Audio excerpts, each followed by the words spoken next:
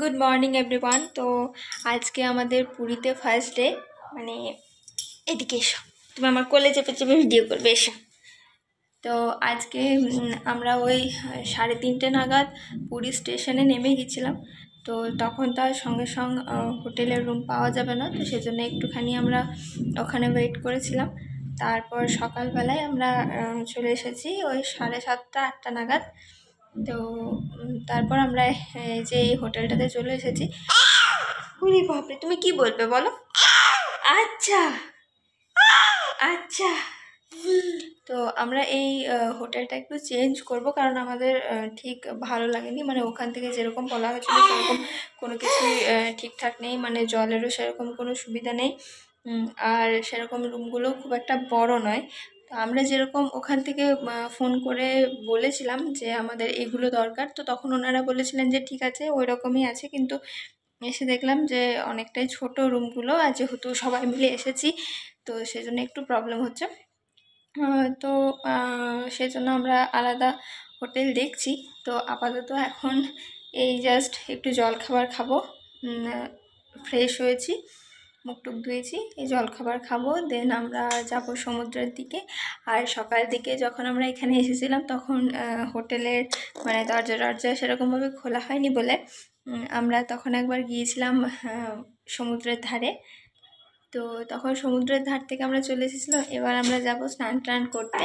আর দেখো বেটু কী করছে, আর ওরা সবাই গিয়েছে জলখাবার মানে নিয়ে আসতে, ওখানে ওরা খেয়ে নেবে। আমি ছেলেটাকে নিয়ে আর যেতে পারলাম না, শরীরটাও খুব একটা ভালো নেই, সারা রাত জেগে জেগে আসা হয়েছে, খুব টায়ার্ড লাগছে, সেই জন্য আমি আর যাইনি। তো পুরো ব্লগগুলো কিন্তু দেখতে থাকো, অনেক অনেক ব্লগ আসতে চলেছে। আপাতত এখন সমুদ্রের ধারে যাব। আর ও দেখো কীরকম করছে, সারা ট্রেন মানে যতক্ষণ পর্যন্ত আলো ছিল ততক্ষণ পর্যন্ত এত চিৎকার করেছে যে কিছু বলার নেই। তো আমারও মানে এটা হচ্ছে ফার্স্ট পুরীতে আসা আর সমুদ্র দেখা, আর ছেলেও হয়েছে। তো আমার তো খুবই আনন্দ হচ্ছে, সকালবেলায় সমুদ্র দেখে তো খুবই আনন্দ হয়েছে। তোমার কেমন লেগেছে বলো তুমি? এই যে এখানে বলো, কেমন লেগেছে তোমার? সমুদ্র দেখে তোমার কেমন লেগেছে? আচ্ছা, আবার ওরি। তো চলো ভিডিওগুলো দেখতে থাকো, পরপর অনেক ভিডিও আসতে চলেছে।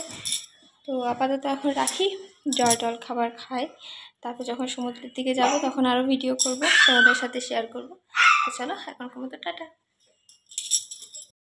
তো ফাইনালি এখন আমরা যাচ্ছি সমুদ্রের দিকে। এত ভিড় যে মানে কথা বলারও সুযোগ পাচ্ছিলাম না। তো দেখো মানে এই বছর মনে হচ্ছে একটু বেশি ভিড়। আমার যেহেতু ফার্স্ট টাইম, সেহেতু আমার বাড়ির লোক সবাই বলছিল যে পুরীতে জানুয়ারি মাসে বা ডিসেম্বর মাসে ওরা নাকি অনেকবার এসেছে, কিন্তু এত ভিড় কখনো দেখেনি। তো সেজন্য আমি তোমাদের সাথে বলে দিলাম যে এই বছর নাকি অনেকটাই ভিড় হয়েছে। যারা এই সময় পুরীতে রয়েছে তারা তো অবশ্যই জানবে যে এখন পুরীর অবস্থা কী রকম। আর সামনেই দেখতে পাচ্ছ যে ঢেউগুলো একদম আছড়ে পাছড়ে পড়ছে।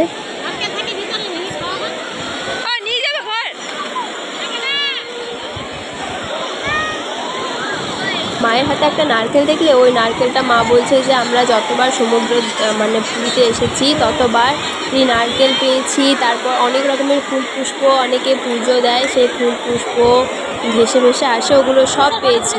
তো আমার তো এত আনন্দ হচ্ছিল, মানে আমি তোমাদেরকে বলে বোঝাতে পারবো না। অনেক দিনের একটা স্বপ্ন ছিল যে সমুদ্র দেখব। আর এটা হচ্ছে বাজারটা। তো সকাল দিকে যেমন ভিড় থাকে, রাত্রের দিকে মানে আরও একটু ভিড়টা যেন বেশি হয়ে যায়। তো দেখো ভিডিওগুলো। তো আমরা জাস্ট এই মাত্র সমুদ্র থেকে বাড়ি এলাম, আর বাড়ি এসে বাড়িতে আবার স্নান টান করলাম, কেননা সমুদ্রতে তো প্রচুর বালি। তো বাড়ি এসে স্নান টান করার পর আমি এখন রেডি হচ্ছি, আর রেডি হয়ে যাব তোমার খেতে। খাওয়া দাওয়া সেরে আমরা একটু বেরোবো ঘুরতে। তো দেখতে থাকো ভিডিওগুলো।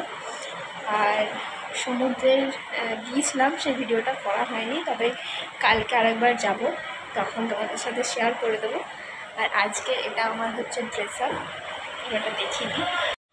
তো এটা হচ্ছে আমার আজকের ড্রেস আপ। তো এটা আমি পরেছি, এটা আমি মিশো থেকে নিয়েছিলাম, তোমাদের সাথে হয়তো একদিন শেয়ার করেছিলাম এটা। তো এই ড্রেসটা আজকে পরেছি, আমাকে কেমন লাগছে অবশ্যই জানিও। আর হাতে যে ব্রেসলেটটা দেখছো সেই ব্রেসলেটটা তোমাদের দাদা আমায় গিফট করেছে ওখানে। আর এখন তারপর আমরা বেরিয়ে গেছিলাম তোমার হোটেলে খাওয়া দাওয়া করার জন্য, সবাই মিলে যাচ্ছিলাম। বেটু বাবার কোল থেকে তো নামেইনি, আর এখানে আমি আর আমার ভাগ্নি আস্তে আস্তে যাচ্ছিলাম চাবি টাবি দিয়ে। আর আমরা এখন চলে এসেছি হোটেলে। আমরা 13 পার্বণ বলে যে হোটেলটা ছিল সেটাতেই খাবার দাবার খেয়েছি, আর লিস্টটাও চলে এসেছে কী কী রয়েছে। আমরা নিয়েছিলাম রুই থালি, আর বাবা কিন্তু 2 দিন পর পর নিয়েছিল তোমার পার্শে থালি। তোমরা চাইলে এই হোটেলে খেতে পারো।